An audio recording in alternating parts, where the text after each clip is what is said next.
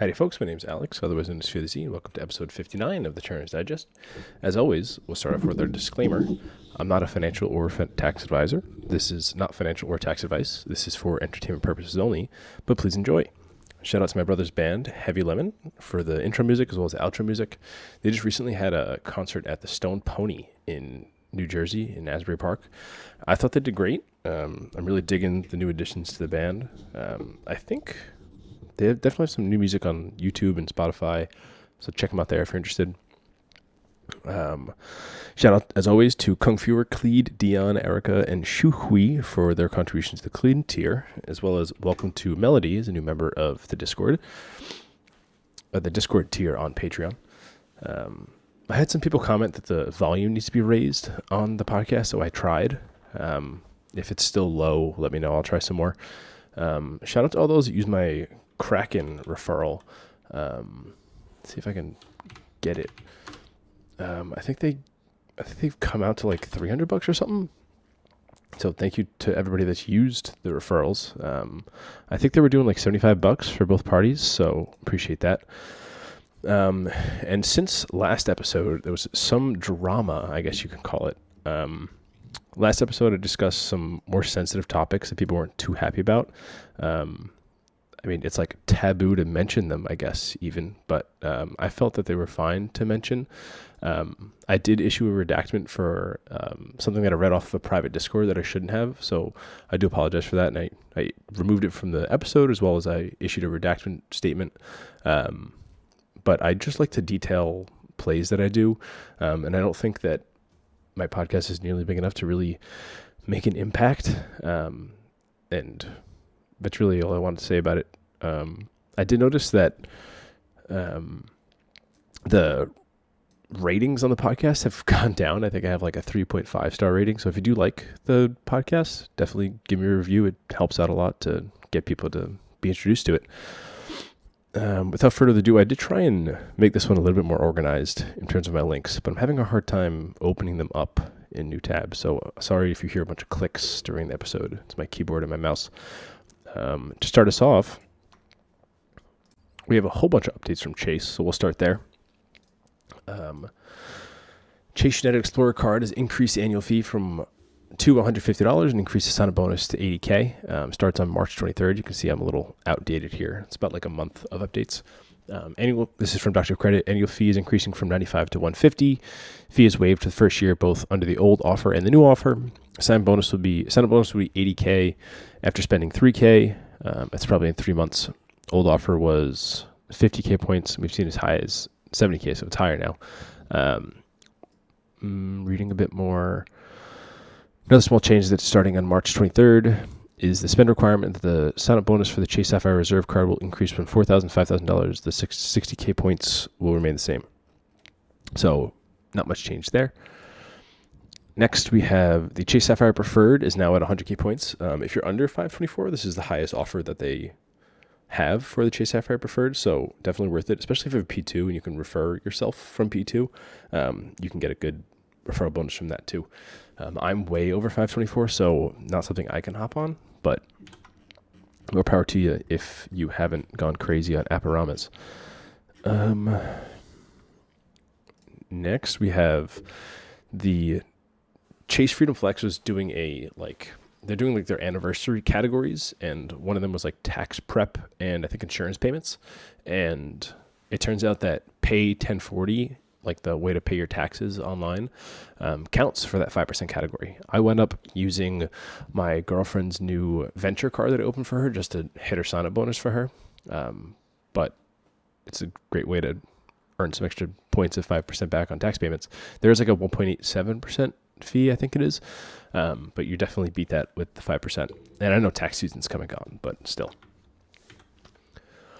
Next, post from Dr. Credit saying, Chase cracking down on bank account funding, ? Reddit user recently funded a U.S. bank account with Chase credit card. After doing so, they reported the following message in app. You recently used your credit card to transfer money or fund an account. This is likely withdrawing cash, which is a cash advance fee, an APR. It then linked to another page stating, in the future, this will be coded as a cash advance. Keep in mind that this is a single data point. We haven't been able to verify this. mostly posting just in case. I haven't seen this. I also don't do bank account phone funding with Chase cards, but it's a good disclaimer.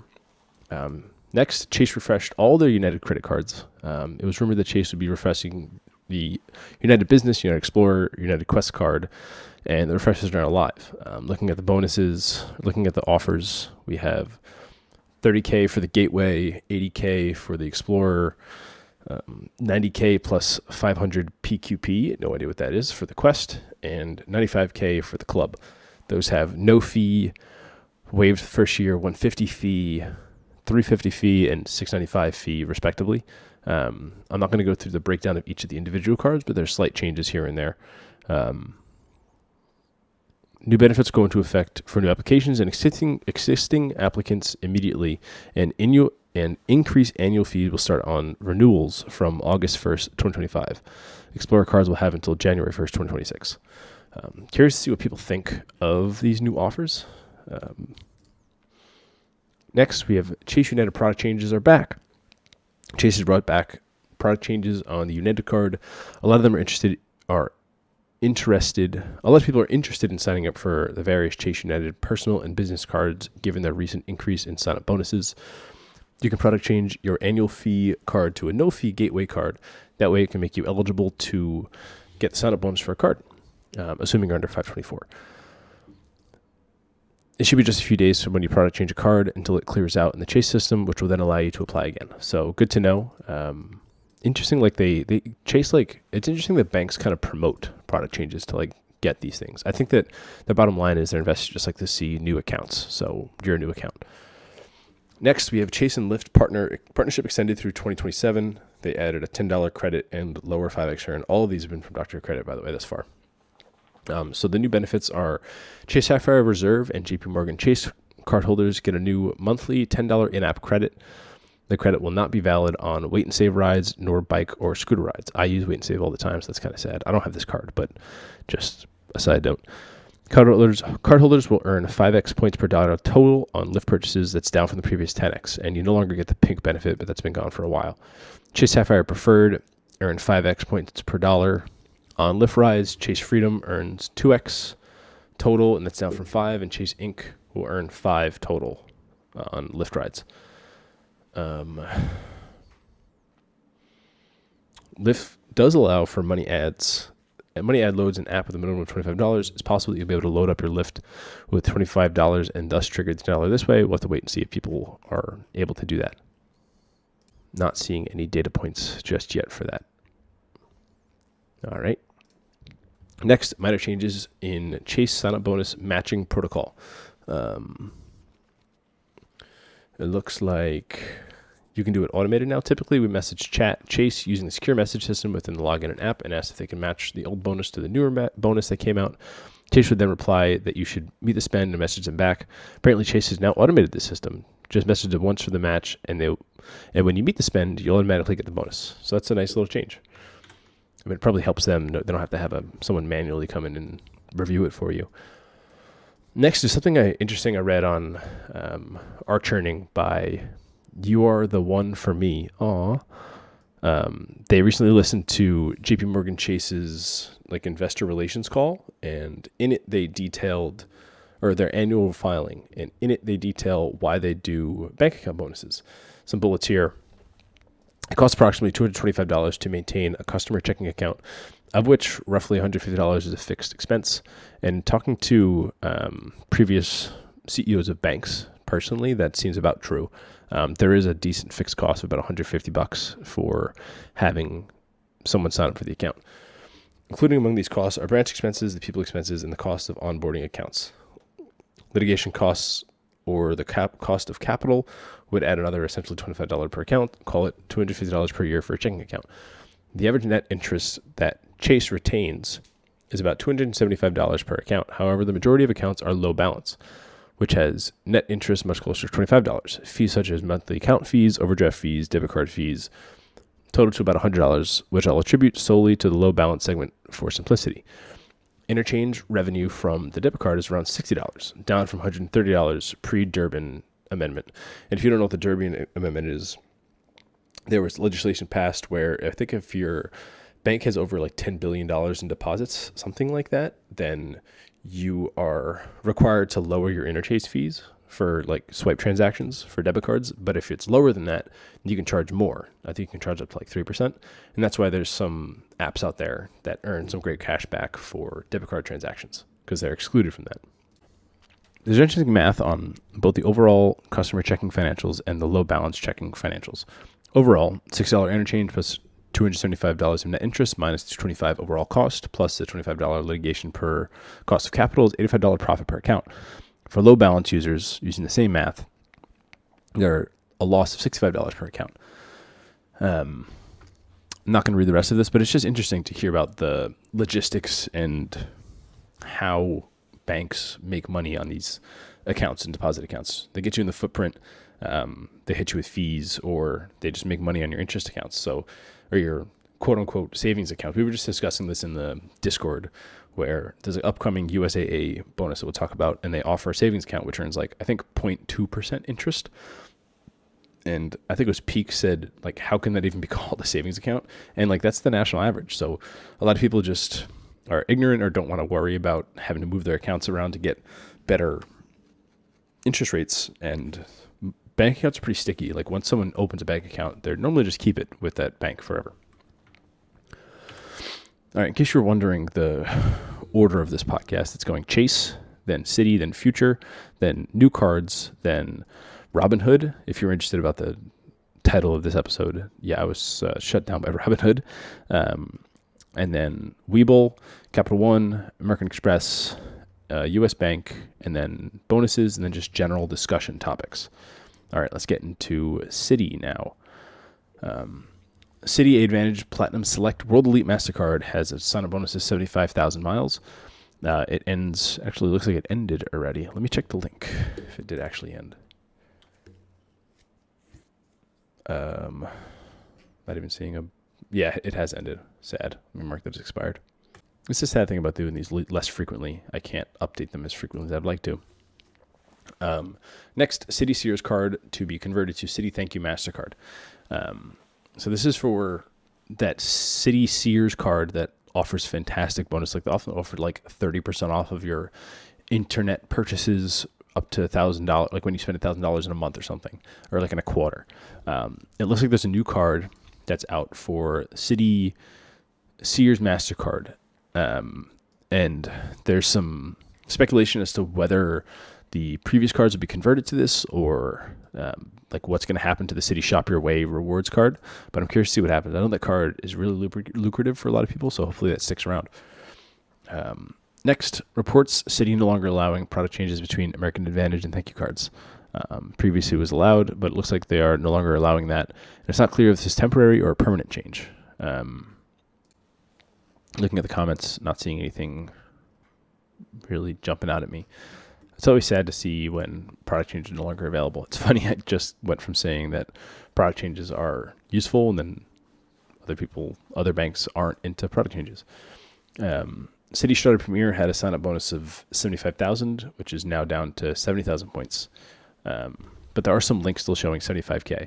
Be careful. I'm not sure if Citi has... Oh, looks like the links are no longer showing 75K. Again, let me mark this as expired. Oh, it is marked as expire. Okay, I should probably just check my notes more often. All right, and the next final thing with Citi, they have paused applications for the Citi Rewards Plus card. If you're not familiar with this card, it gives you a 10% rebate on your first 100,000 redeemed thank you points. It also rounds up your rewards, I believe this card did. So like if you spent under $10, it made sense to use this card because it rounded up your points, and it wound up just being more than like a regular 2% or even like sometimes a 5% card. But I'm sad to see this card go. I also don't have this in my collection, I don't think. So if anyone does have this and has access to a Mac device that has Touch ID, please let me know. All right, next, moving on to Future. I talked about the Future debit card in the past. I use them for my utility bills, my Neighborhood Sun. I messaged them asking them, hey, can you get Neighborhood Sun in the 5% category? They said, oh, yeah, sure, no problem. It'll be automatic next time. I don't have to reach out anymore. And then I had another transaction and it didn't trigger. So I replied back and I'm like, it didn't work. And they were like, oh, it's good now. And I was like, is it actually good this time? And they replied back, yes, smiley face. And then a transaction came in this month and it was in fact tracked to 5%. So that's nice. Also for future, they're doing some pretty good rewards right now. They have 5% cash back in groceries, gym memberships, and streaming services. Spend $50 on restaurants and get $5 back. That works for like gift cards. So I buy Sweet Green gift cards at you get the $5 and then you get also 5%. So it's like 7.5% off of $50. Spend $100 on Airbnb, get $10 back. Spend $50 on Metro North LIRR, get $5 back. Spend $250 on eligibles and get $25 back. I have to make sure I'm opted in for that. Let me check. Also, I'll have a referral in the show notes if you're interested. I am opted in, and the referrals in the show notes. I think it's like $15 if you join. But I really like them. They also offer, I think, like 4.2% cash back or 4.2% APR on your balance. So kind of huge. There's also an offering for Too Good To Go. Spend a $5 bonus at Too Good To Go after you make 3 purchases or more. That's like local restaurants at the end of the day. If they have like leftovers, they put it on Too Good To Go, which is pretty great if you have some local restaurants that are actually useful. I didn't notice this. The energy bill offer is restricted to the following companies: Coned, Duke, Dominion, Eversource, National Grid, Centerpoint Energy, PSE&G, LI, Pepco, and Georgia Power. I wonder if I messaged them explicitly for Neighborhood Solar, they would let me do it. All right, moving on to the new cards section. There's a new Caesars credit card. The Caesars Reward Prestige Visa card. $150 annual fee, $20,000 sign-up bonus, $300 annual hotel credit after your first year, $100 annual dining credit, $50 annual gaming credit, and 7x at Caesar Rewards destinations. Don't really see this being useful, especially with the annual fee. You do get a $300 hotel credit, but you'd have to be pretty into Caesars to like this. Next, we have FNBO launching the MGM Rewards Iconic World Elite MasterCard, which I actually might open this card, even though I'm not supposed to be opening cards, specifically because it's metal and I want to add it to my collection. The limited edition metal card. Get 40K points plus 10,000 tier credits after spending $5,000 in your first 3 months. $250 annual fee. If you had the previous card, I think you're getting an offer to upgrade to this one for no fee for the first year, so it might be worth it for you. It earns 6x points at MGM Rewards destinations, 2x points on hotels, dining, gas, and grocery stores, 1 point and tier credits for $1 of deposit at BetMGM. There might be some gaming options there, but I hear that BetMGM, the betting app, like limits you pretty quickly if you're doing a lot of deposits in there. Also, 1x everywhere else. $200 resort credit upon account opening and annually at anniversary. Complimentary night stay up to $250 value. Annually at card anniversary with $25,000 in spend. That's a lot. 10,000 tiered credit bonus annually. Again, when you spend $25,000, TSA pre-check and global entry. And you get MGM Rewards Pearl status, providing benefits such as priority hotel check-in, free self-parking, participating destinations, and exclusive perks at MGM Resorts destinations. I would just open it for the points and for the card. I saw someone say they get approved at 924, so I'm pretty close to that. So I'd be curious to see if I would also get approved. Next, we have a new Synchrony Cathay Pacific card. $99 annual fee, 3x points on Cathay Pacific and Hong Kong Express travel and in-flight purchases, 2 points per dollar on dining and delivery services, 1 for everything else, 10 status points for every $5,000 in eligible purchases made each month up to a maximum of 100 status points per calendar year, priority check-in, priority boarding, no foreign exchange fees, 10% redemption discount on hotel, car rental, and experience awards with Asia Miles, 10% savings on Asia Miles, gift miles, and mileage transfer fee transaction. Geez, there should be a comma there. This is from Dr. Credit. 15% discount eligible flights until 12/31/2025. So if you really are heavy Cathay, maybe this is useful, but I don't see it being good at all. Next, it looks like the Ford Pass Rewards Visa credit card will end. Any Ford rewards earned with your Ford Pass Rewards Visa card through May 27, 2025, you may redeem, will remain in your rewards account, subject to terms and conditions. Didn't say anything about the new replacement except that its points will not be redeemed for as Ford Pass points. Okay. Curious to see what will replace it. Dr. Credit also has a post for this, and they detail something big is coming in 2025. So I'm curious to see what will come next for this card. Actually, is this separate? GM cards? Is this including Ford? Maybe this is separate. Okay, separate. GM card closing for applications, something big coming in 2025. GM's, I thought General Motors, which I think maybe is separate from. Yeah, it is separate. This is probably because Barclay and General Motors signed a new contract in late 2024. As part of that deal, they acquired the backbook from Marcus in a $2 billion deal. So something's coming. I'm always interested to see what comes next. Somebody in the comments says, trying to remember how many banks this hot potato of a card has gone through. Household Bank to HSBC to Capital One to Goldman Sachs to Barclays. There's supposed to be some sort of record. It's like GM should be such a great brand and company to partner with, but turns out to be a flop for all of their banks. Or I guess it could be Marcus turned out to be a flop, but that's just one of four. All right, next, this isn't really a new credit card, but a new debit card. Wyndham launches the Rewards debit card. There's a $2,500 point sign-up bonus. 1x points on eligible transactions at Wyndham hotels and qualifying gas and grocery purchases. 1x points for $2 on all purchases. $6 monthly fee waived if you have a balance of $2,500. And then there's a whole bunch of other stuff. This is a rewards earning debit card, which if you know, you know that could be useful. I requested this card and I thought I got approved, but I haven't heard anything back.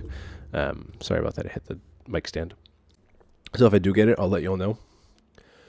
Also, interestingly, the image for the card they use this design for the chip, which has like 6 little pill shapes on it, which is always the image that Cardless uses. So I don't think they're in relation with Cardless, but it's interesting to see that they kind of stole that from them. All right, up next we have Robinhood, which is some pretty good stuff, so strap in. First off, Robinhood Gold Card currently is only given out to 100,000 cards. I was listening to Robinhood's they had an announcement announcing their new products, and they talked about the Robinhood Gold Card, and they said that currently there's only 100,000 that were offered, and they're dishing out another 100,000. And according to a tweet by the CEO, they have issued the additional 100,000, so now 200,000 people have been offered. I think Cleed was offered it and wasn't approved because he applies like crazy. But that's sad to see because I want that card image. So if you do have it, let me know. And then, all right, next for Robinhood, they shut down my account. If you have been listening to my podcast for a while on Robinhood, you'll know why. You can go back and look at previous episodes on Robinhood. I made really good money on Robinhood, so I'm not too sad. I'm sad the account's closed because I did enjoy Robinhood. I find myself not having a home now for when I want to check a stock real quick because their app was just really well made. We'll talk about here where I'm moving to, but I think it's because I went through and the flow for applying for their new strategy product. I think that doing that made them review my account, and then I received an email saying that they're shutting my account down.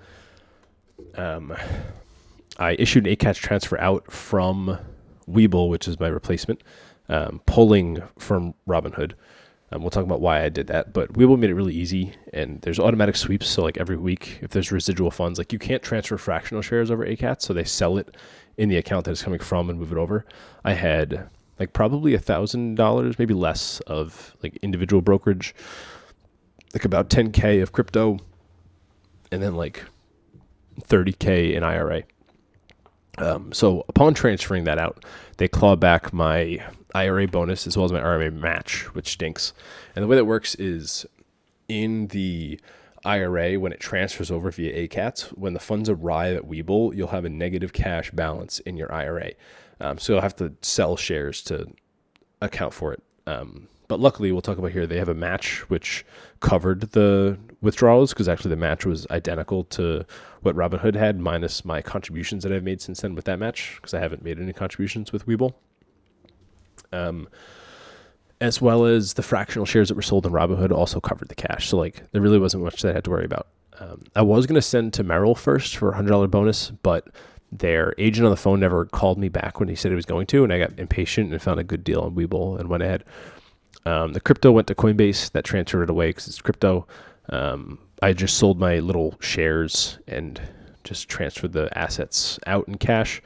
And the ACATs took a few weeks. The first one transferred the assets, then it automatically sold my funds and then transferred out the cash. And again, they took about $1,000 from me for the IRA transfer bonus as well as the contribution bonus. And those were pulled out right away. Also, they dinged me for a $100 transfer fee, but we'll talk about here. Webull reimbursed 75 of it. And if you're curious about more details on it, I've talked about it in the Discord, as well as you can reach out to me, all the Reddit or email or whatever you want, or Discord, you can DM me. So moving to Webull, they're another like fintech app, and they've also been pushing their ads pretty hard in addition to Robinhood. And they have a product called Webull Premium, which is like basically Robinhood Gold, but with Webull. Except it's kind of better. I think that they're just trying to be better than Robinhood because Robinhood is the de facto option. So they're trying to be competitive. So their annual fee is $40 instead of $50, which Robinhood. Their IRA contribution match is 3.5% instead of 3% with Robinhood. The IRA transfer bonus is at 3% right now. Right now it's 2% with Robinhood. And this bonus with Webull, the IRA transfer bonus is until April 28th, but the contribution match is always, as far as I'm aware, with Webull Premium. And all these terms are the same for both the IRA contribution match as well as the transfer bonus. Also, I couldn't find a link to their terms, but you can see it in the app, so I'll just detail it here. You must keep premium for 12 months for both offers. You're paid out immediately. You'll see it easily in the app. You'll see it on the transaction that came in for the ACATs. It'll say your match. It'll tell you how much it was, why you earned that much. It's actually made quite well. You must keep the funds in Webull for 5 years, which is the same for Robinhood. For this, they do like a prorated clawback. So like if you pull out 10% of the initial funds, they'll take 10% of the match back. And they reimburse $75 of the transfer fee. So I only ate $25 from Robinhood. So with the 3% match, I actually made out almost even because the stock's appreciated since the IRA transfer bonus hit for my Robinhood account. That was like $800, and now it was about $1,000. The only thing I missed out was on, I think, 1 year of IRA contribution match from Robinhood, but I'll now get that back with Webull. Something I do miss with Robinhood is like the $1,000 free margin, which I used just to try and offset the annual fee of Robinhood Gold. If you put in something like USFR for like 5% back right now.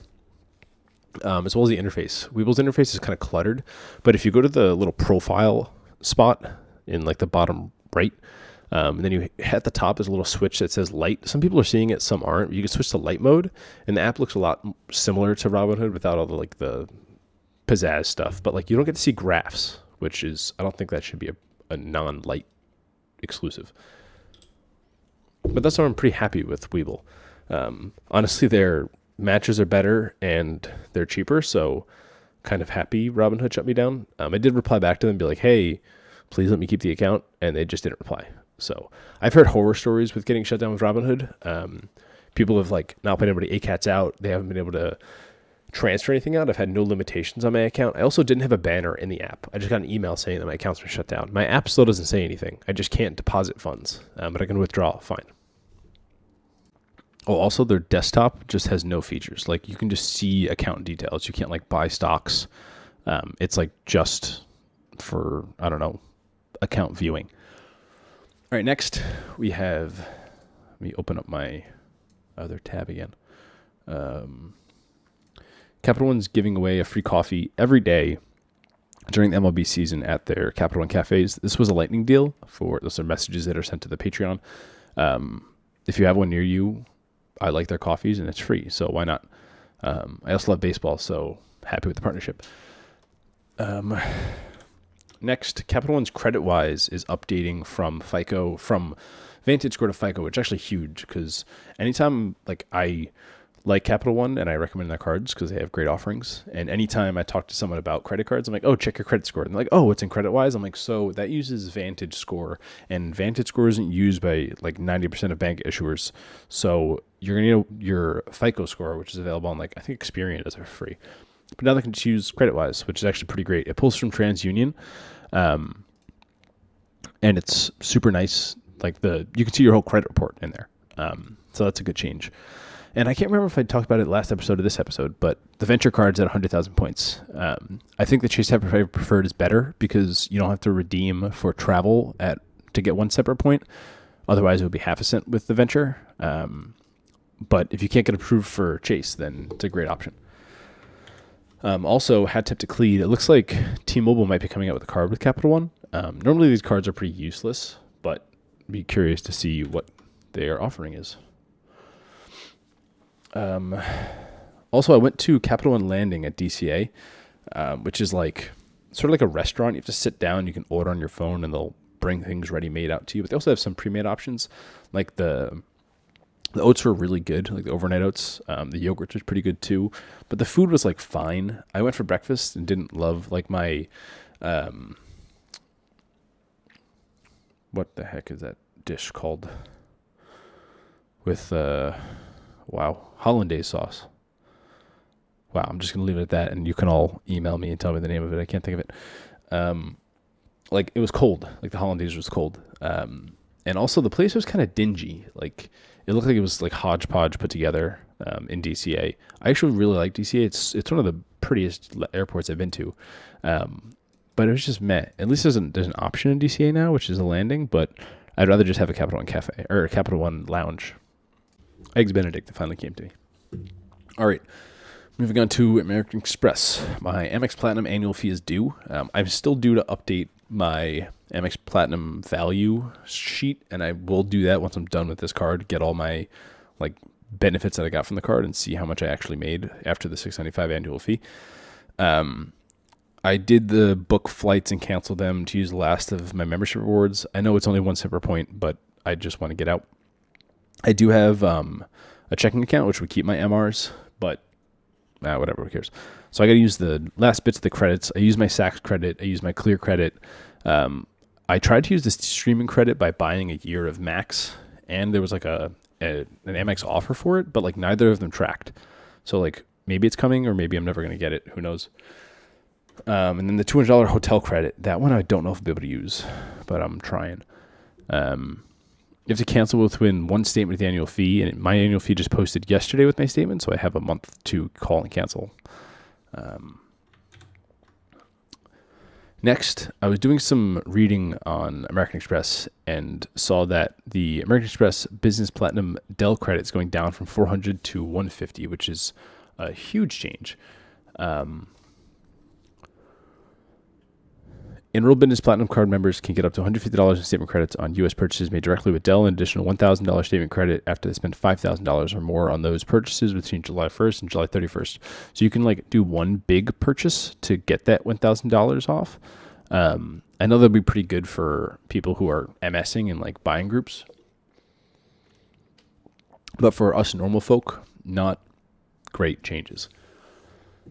Next, I was doing some research on my Amex Hilton Surpass card, which the BBT worked on that, and I'm not going to talk about that to not poke a bear.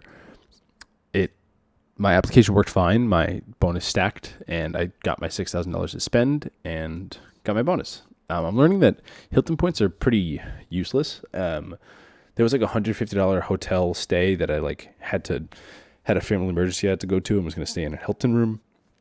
And the room was like $150, and they wanted like 50,000 points for it. You do get upgraded to like the next thing up to like a suite, and I would have been, which I think was like worth $250, but that's like half a cent per point on Hilton points.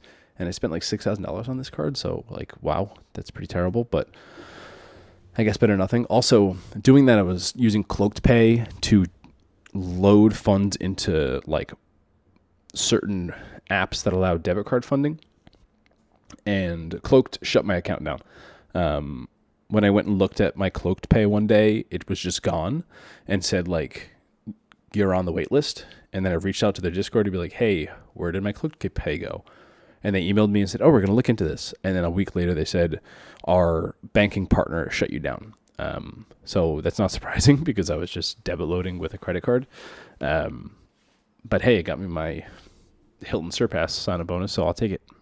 But while I was researching this, or I was looking into this card, I saw that someone posted a very nice list of restaurants that trigger quarterly property Amex credits.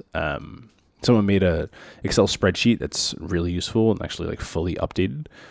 So if you want to check that out, it's in the show notes. All right. Moving on to U.S. Bank. U.S. Bank backing out of removing the checking account fee waiver for credit card holders. So they had a policy where if you had a credit card, you get your checking account for free. They took that away. And then all of a sudden, wait, never mind. I haven't checked this since originally. Disregard this completely. It seems I was straight up lied to. Only the Smartly will have the Smartly checking fee waived. So it is still true that they removed the fee waiver. You'll see in a minute here that U.S. Bank has kind of had a few fumbles. So there were rumors that the U.S. Bank Smartly card would be nerfing the card. The card came out like maybe this year sometime, a few months ago, I feel like. And it sounded like internally within U.S. Bank, they fully underestimated gamers using a 4% unlimited earn when you have $100,000 with U.S. Bank. Like, it takes a lot to open everything and go through all the hoops to get eligible for that, but people aren't going to pass up 4% on anything. I'm surprised I didn't do it, honestly. I think I'm just too lazy. But there were rumors going around that they were gonna close applications for the card, and they did close applications for the card. And then there were rumors that they were going to cap the earn and that they were going to block certain transactions, and all the rumors were basically true, except for those who already have the cards open. And until April 14th, if you signed up, you had the old features. But essentially, let me see. The changes are to exclude education, schools, gift cards, insurance, taxes, business-to-business transactions, and third-party bill payments from a bonus earn. And for those people who know, I mean, you can pay a tuition with a credit card. You can pay insurance. You can pay taxes with a credit card. So them removing that is a pretty big nerf. Any earning bonus is now capped at 10,000 points per spend per statement cycle. Not too bad for per month. I mean, that's a crazy amount of spend. What is that? 10,000 divided by 4%. Or sorry, I did that wrong. That's $250,000 in spend per statement cycle. So if you're doing that per statement cycle, like, you're probably shouldn't be, I don't know. That's a crazy amount of spend. Additionally, for new card holders who sign up after April 14th, only checking accounts balances will count towards the 10, 50, 100K requirements. Saving balance, investment balances do not count. That's what really makes this card no longer useful. You have to have $100,000 sitting in cash. I'm curious to see if they make changes to this again, but it's a horrible look to release a card and then fully walk back on all of it within like months. Also, there's discussion on Reddit about it, which is where it originally was rumorized. All right, next we got some bank account bonuses. Live Oak Bank bonus, $300 savings bonus posted by Dr. Credit. I applied for this. It's nationwide. They're not check sensitive. It expires not sure when, until 5/16 of this year. You have to open the account by 5/16, deposit at least $20K, and maintain it for at least 60 days. So that's on top of the 4.3% that they offer. And using Cashback Cowgirl's calculator. Cashback Cowgirl. I'm going to pause while I do this. That's an effective annual fee or APY of 10.72%. If you deposit it right at the end of the account window, like at 60 days. Actually, I'm not sure if it's from, I think it's from account open. So if it's just for 60 days, then it's 14%. So if you have 20K burning a hole in your pocket, definitely go for this. All right, next, Wisdom Tree Prime, which is crypto. For warning, I haven't learned my lesson apparently. I've deposited funds with crypto in the past and had to go through legislation and probate to get my money back. And still to this day, I haven't received all my Voyager funds. But if you deposit $1,000 with Wisdom Tree and keep it there for 45 days, you get a free $100. I did it. It's not valid. It's good until the end of this month, April. It's not good in Georgia, North Carolina, Tennessee, Texas, and Virginia. I think I got that right. Not FDIC insured, so you could lose all of it, but not a bad bonus. I put some funds in there. Next, this is expired, but Rock Wallet was doing earn up to $250 in LTC.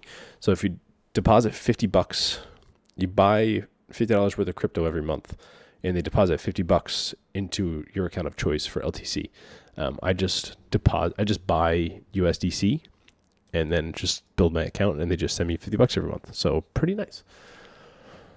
Next, I think this is still going, maybe until end of day today. But CVS is giving $15 off $50 gift cards, or spend a minimum $50 gift cards. I bought DoorDash, and the $15 comes in the form of extra bucks, which is like their money, and it's good for a week, which I've already used it. I go to CVS pretty often. I do love CVS Care Pass. If you guys would like to hear like a topic episode on that, or at least me discussing how much I've made on CVS Care Pass, let me know. But you can also stack with some credit card offers. So I think some Chase credit cards and some Bank of America credit cards have like their offers, and some have CVS in there. So that would stack for the gift card purchase as well. Next, there's an increased sign-on bonus for the cardless Avianca card. It is $20,000 miles for first purchase, and then 80,000 miles for spending $10K in the first 180 days, which is pretty huge for a sign-on bonus in terms of the spend and time. You do get 80,000 miles. So if you value Avianca, this unfortunately isn't as big as their previous high of 120K, but the spend requirement is lower this time. You're also only allowed one cardless card. And even though my Boston Celtics card was closed and not product changed with 1 day's notice, I'm not eligible to open a card, even though I don't currently have one, since I've had one ever, which sucks. USAA is $200 savings bonus. I don't think it's worth it. You have to deposit $200,000 and maintain that for 90 days. Because the account earns like 0.3%, because that money would just better park somewhere else. 0.05% earns in interest. Finally, just some discussion posts.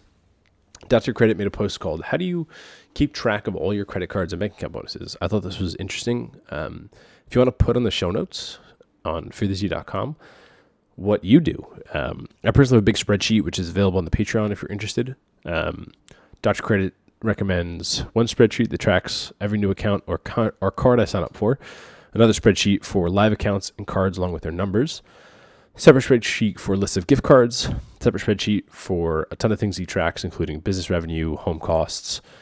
I have all of them, except in different tabs on the bottom of the spreadsheet. I have one for bank accounts. I have one for investment accounts. I have one for credit cards, and I intermingle in there my bank accounts that I just used for sign-up bonuses. And then if I close the account, I just hide the cell or the row. It does get a little muddy, so it would be better to have like main accounts and bonus accounts, but it's fine. I just have a lot of columns. Curious to see what y'all do. I've tried different apps. Dr. Credit says I used to use Mint and it died and haven't done anything else. And I just log in to the accounts just like he does every few weeks. Every month on the first I do that. So I actually like the first. And I have like a growing tally at the bottom of like my net worth every month. And I have like graphs to show like my net worth to cash ratio, my net to debt, my outstanding balances.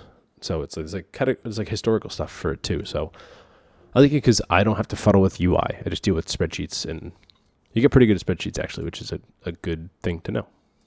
Next, this is an interesting conversation on our credit cards of best party pass credit cards.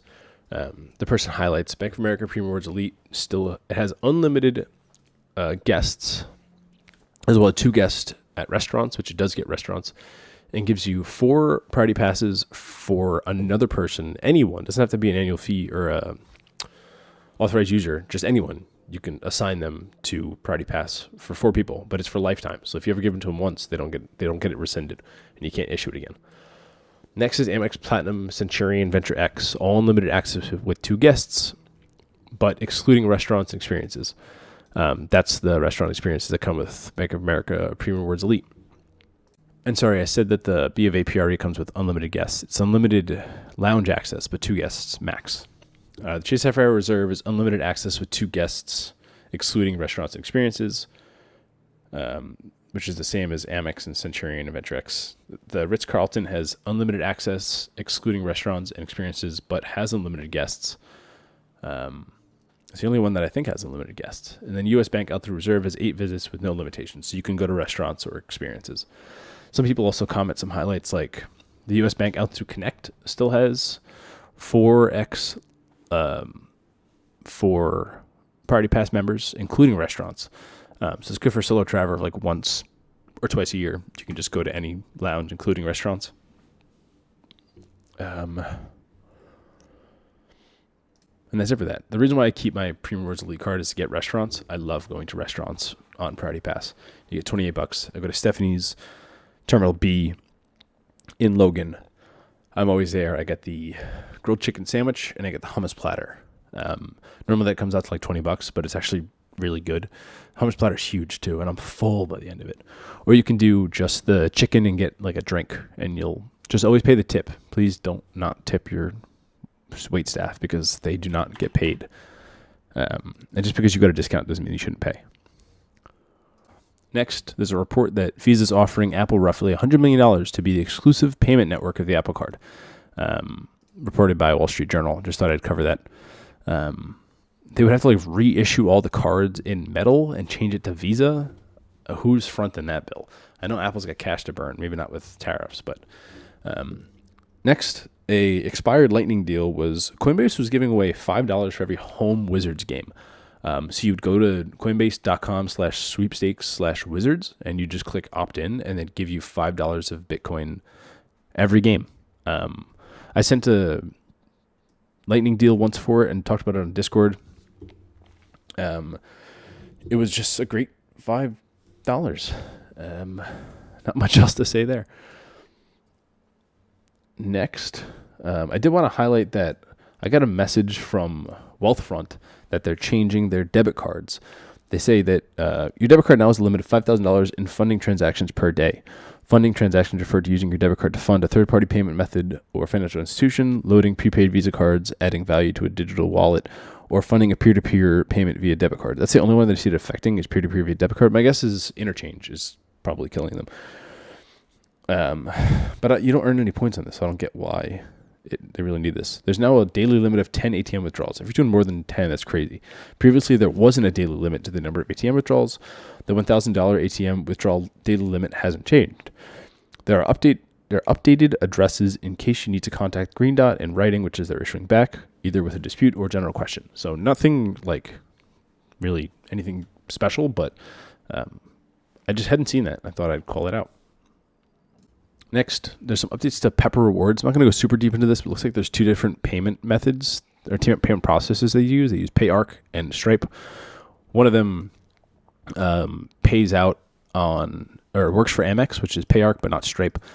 Also, the category changed from software to advertising, so certain category bonuses no longer track for those.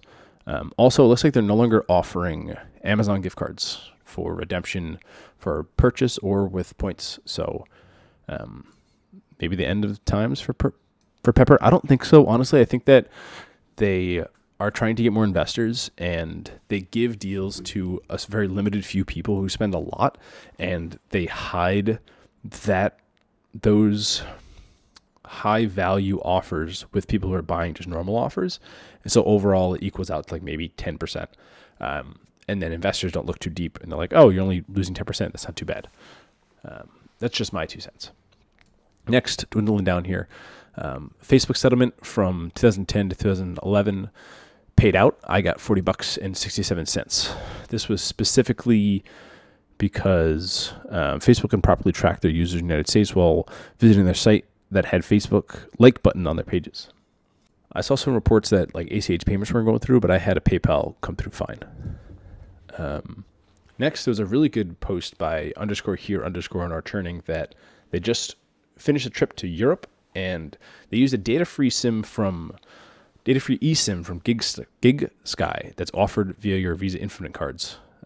You just get a free eSIM. I'm not sure what the total points or what the total you get a 15-day international data plan with Visa Signature and 10% off plans with promo code.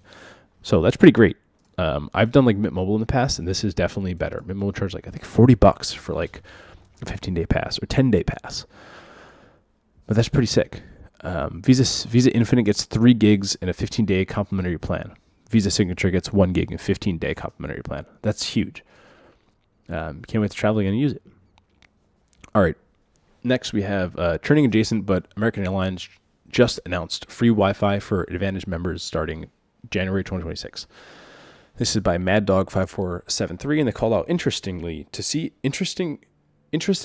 if the Citi American Airlines cards add another benefit when the Wi-Fi credit becomes irrelevant, because you were getting Wi-Fi credit before, but now you get Wi-Fi for free. Last 3 things here. Built, you can now earn 1x points when paying for your rent through Built. There's a 3% fee, but if you have something like the U.S. Bank Smartly card, you get the 4% cash back plus 1x Built points. So you can make at least 1.6%, because Built points are I think 0.6 cents per point when redeemed for Amazon gift cards. So that's your base. Next, credit card late fee legislation has been scrapped by a judge. Sad to see. I'm curious to see which banks are to increase it. I think that it never went into effect, actually. It was going from I know Capital One had $40 fees, and they were going on to $8 because of this. Curious to see if everyone just keeps the high fees. And then finally, Bank of America has a $1,000 targeted savings bonus. The requirements are deposit $20K, get $250, $50K, $500, and $100K. I think $1,000. Which is pretty good for Bank of America, at least. The holding period is to maintain the balance in your accounts from day 31 through 90, so 60 days. Using, again, Cashback Cowgirls calculator. I'm going to try and do this quick. Investment, 100,000. Sign-up bonus, 1,000. Extra 0. That's 59 days. 0-day buffer, no fee, there's no interest rate. 6.75. So if you have a lot of funds, 6.75 is not too bad to lock it up. All right, that's it from me. Oh, one more thing. The PayPal debit card, people are raving over it. It's pretty good. You get 5% cash back on $1,000 spend in your category choice. But I was using it for pharmacies, and they removed pharmacies, and now it's apparel, I think. But people like it for groceries or gas or restaurants. So just calling that out again. Thanks so much for listening. Honestly, if you made it this far, kudos to you. I'll say briefly that the whole drama thing, it made me not want to do another episode for a little while. That's why it took me so long to do this. I'm just doing this for fun as a hobby. So if something negative comes from it, additional stress on top of doing this as a hobby is just something I don't want. So I don't mean to cause any fuss. I'm just doing something that's fun for me. So thanks always for listening. I appreciate it, and have a good one. Thanks.